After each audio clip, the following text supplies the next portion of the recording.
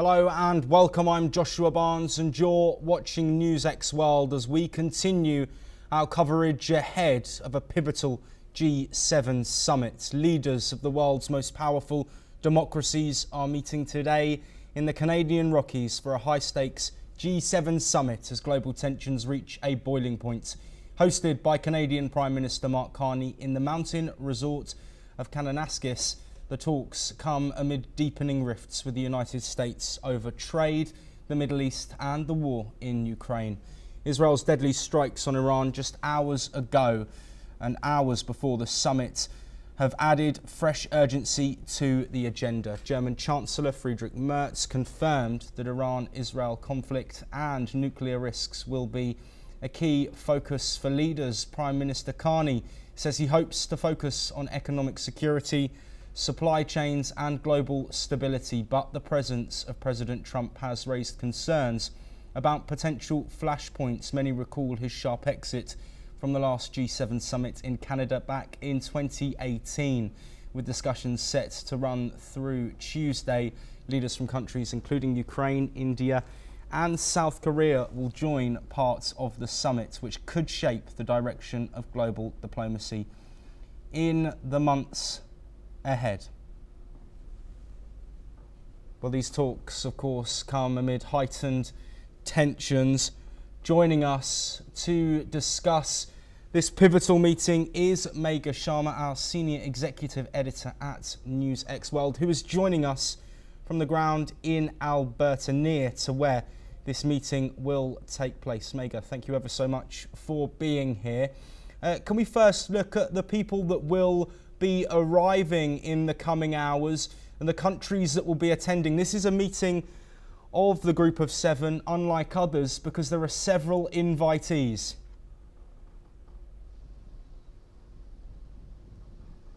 Yeah, exactly. Besides the Group of Seven nations that are participating in this annual summit, G7, we also have as many as 6 of these invitee nations, and I already mentioned to you about how Ukraine is going to be represented by President Vladimir Zelensky. India is going to be represented by Prime Minister Narendra Modi, who is going to be arriving tomorrow. We also know that the Mexican president, the South Korean Prime Minister, they are all going to be descending at the G7 summit, which is taking place at the Kananaskis resort, the Kananaskis lodge, and to let you know when actually these leaders are going to be descending we have the first of the arrivals, so it's not until 1:15 p.m. local time is when the Australian Prime Minister Anthony Albanese is going to be arriving. And then of course we have, within a span of about 45 minutes, we have the United Kingdom Prime Minister Keir Starmer, and after that we would see the arrival of the Canadian Prime Minister Mark Carney, and then we have Friedrich Merz, who's the German Chancellor. We have Antonio Costa, the European Council President. We have Cyril Ramaphosa, who's the Prime Minister of South Africa. Of course, we have Ursula von der Leyen, a very important strategic part of the G7, the EU President, who is going to be arriving, and Shigeru Ishiba, who arrives at 6 p.m. local time. He's the Prime Minister of Japan. We will after that see in a span of about 40 minutes, there is going to be the arrival of Emmanuel Macron. So it is now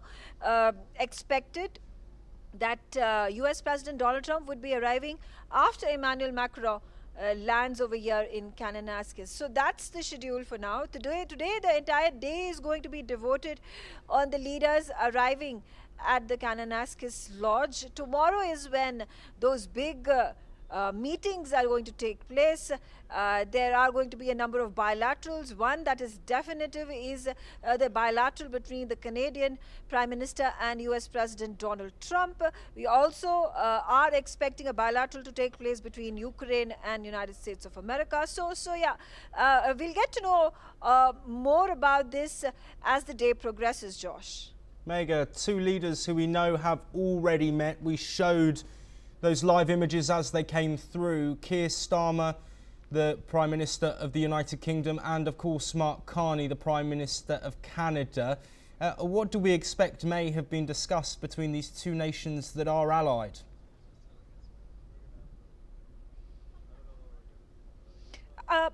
It's interesting to note because as the months have passed by, United Kingdom and Canada have tried to forge greater economic and diplomatic and strategic relations in wake of the crackdown that had been imposed by US President Donald Trump, particularly on tariffs, particularly on aluminum and steel and lumber, and also demanding from Canada to take stringent action against immigrants and drug smuggling that is taking place along the Canadian and the Mexican borders, which has impacted Canada to a large extent. And therefore, it becomes but natural for Canada to look for greener pastures to increase its trade opportunities, and United Kingdom is one of those countries where Canada has set its eyes on. European Union and Canada, in fact Canada has sent out feelers to in fact China as well, Japan, South Korea. These are the alternative countries that Canada is hoping to tap in by way of increasing trade at lower tariffs. So I think that is going to be one important topic of conversation. But keeping in mind what has happened in the last 48 hours, and that has been devastating, is the strikes and counter-strikes between Israel and Iran. So that definitely is going to be the talk that is going to be held in of course the G7 summit that takes place, but also in the bilaterals, because all these nations, including United States, Canada, United Kingdom, France, Germany, they have largely condemned Iran for its nuclear program and the strikes that it has initiated against Israel. However, they have been quiet on the Israeli onslaught that has led to the death of 78 people, and then there are more civilians that have also died in that brutal attack on Iranian infrastructure, Iranian military personnel, their nuclear scientists, their uranium enrichment plants. They have all been struck, and Iran has had a massive setback in wake of the Israeli strikes. So this is definitely going to be part of the communication that happens between both the leaders. And of course, we understand that Russia and Ukraine are important. The conflict that is taking place there is no end in sight. We have been seeing ceasefire talks and proposals that have been brought on the table, but really no solution to it. Russia is not budging, and neither is Ukraine. All these European Union countries have supported the idea of imposing more sanctions, to increasing their defense spending, not being reliant on the United States. So this again is going to be an agenda that Keir Starmer is likely to pick up with his Canadian counterpart. Megha Sharma, thank you ever so much for joining us. We will be hearing more from you in the coming hours and days as this summit hots up, as world leaders continue to arrive as well.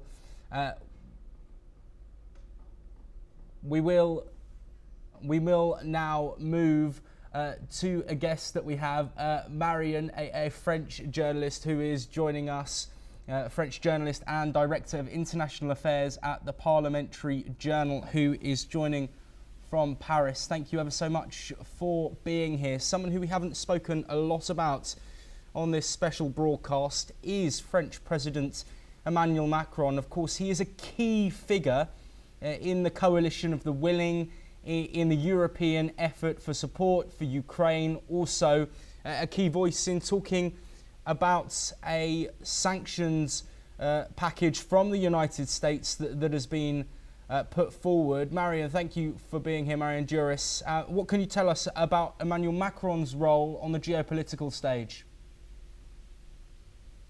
Thank you very much for your question. Emmanuel Macron is an interesting figure, of course, right now, because he has quite tough days in internal politics.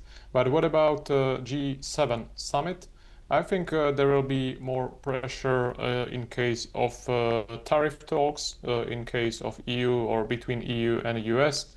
I think Emmanuel Macron will push more on topic between Ukraine versus Russia, about Middle East flashpoints and this happening, what happens right now, and maybe critical mineral supply chains, and in connection with Greenland, for example, because Emmanuel Macron visited Greenland as some highlight to show of support to Greenland sovereignty. But yeah, maybe it will be quite tough talks with Donald Trump. But we will see what will happen. Yeah.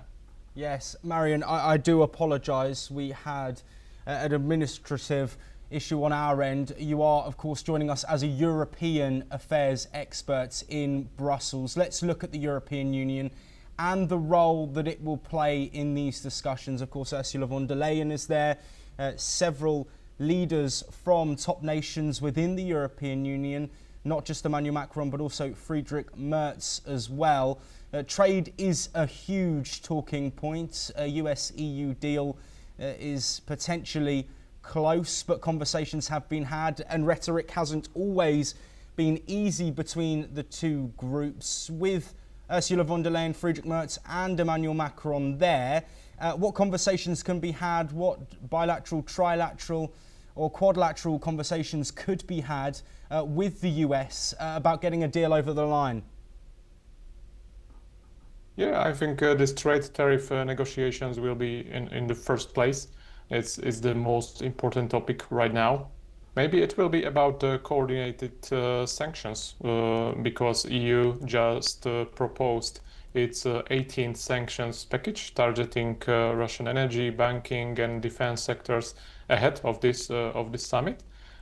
Yes, the EU is, maybe we can say, threatened by US in case of tariffs. Yes, EU will use its own looming tariff actions, yeah, like for example digital service taxes and the pause in US tariffs as a kind of leverage to secure a favorable deal. I think there will be some kind of discussion about the Middle East because in this topic EU was not very active. Now some leaders from European nations activated their rhetoric to this kind of topic. And maybe it will be about digital resilience, about critical minerals, and about all these topics. But I think it is, when we mentioned EU leaders, they really neglected some topics, and they would need some higher tempo in these discussions and dialogue. Marian, let's move from trade to the Russia-Ukraine conflict.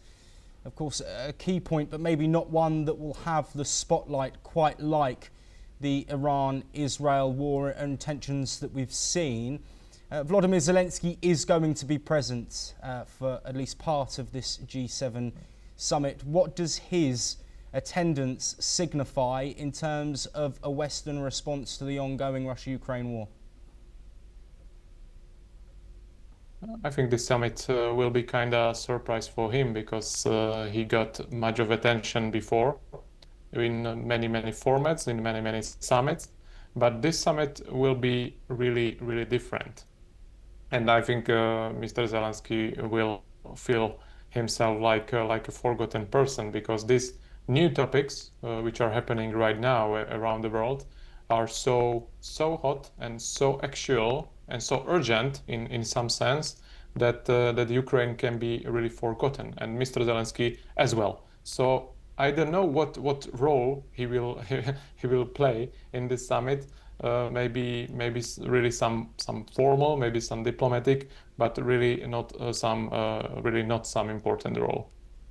Yes, Marian, let's now turn our attention to those recent tensions between Israel and Iran. France, the United Kingdom, while the UK aren't part of the European Union, still a European nation and align with many of the European Union countries on many topics and issues. How do you think a European response will come when there is potential risk and threat coming from Iran, like the one that we heard when they said that any UK or French action stopping their drones or missiles would lead to attacks on UK or French bases and shipping? Everything what EU leaders or leaders of European countries will do, it will be just signal diplomacy, I would say. And it's a very similar situation like in connection to Ukraine, that this conflict will be dealt on the base of world powers like US, like Russia, and of course physical actors in this conflict. This is the situation in the Middle East is very similar, because these actors will be the most important in discussions how we will deal with. So Europe will not play some important role in this case, at least in this summit, at least in these first days, first weeks after escalation.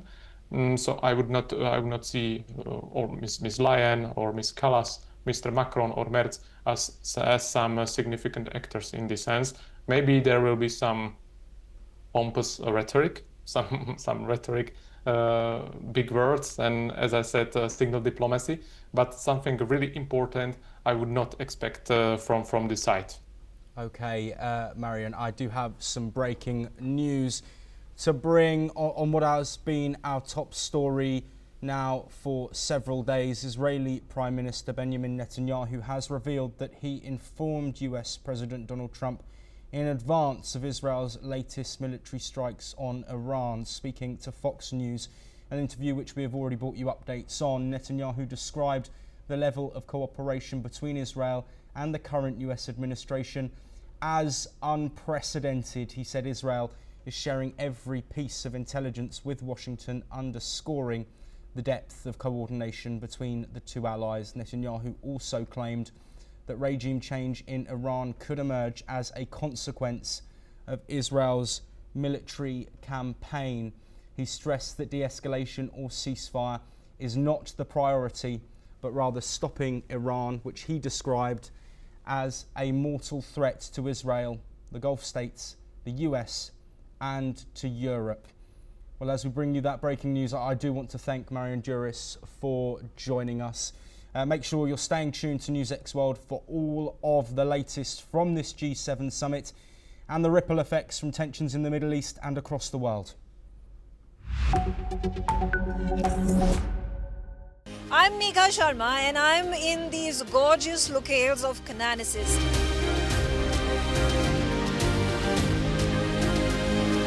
Cananasis is the location where the G7 Leaders Summit is taking place between June 15th and June 17th. The global heads of the biggest economies of the world are going to descend in this place, including the United States President Donald Trump, the French President Emmanuel Macron, and the Italian Prime Minister Giorgia Meloni. It is a summit that is going to be overshadowed by the Israel-US-Iranian conflict.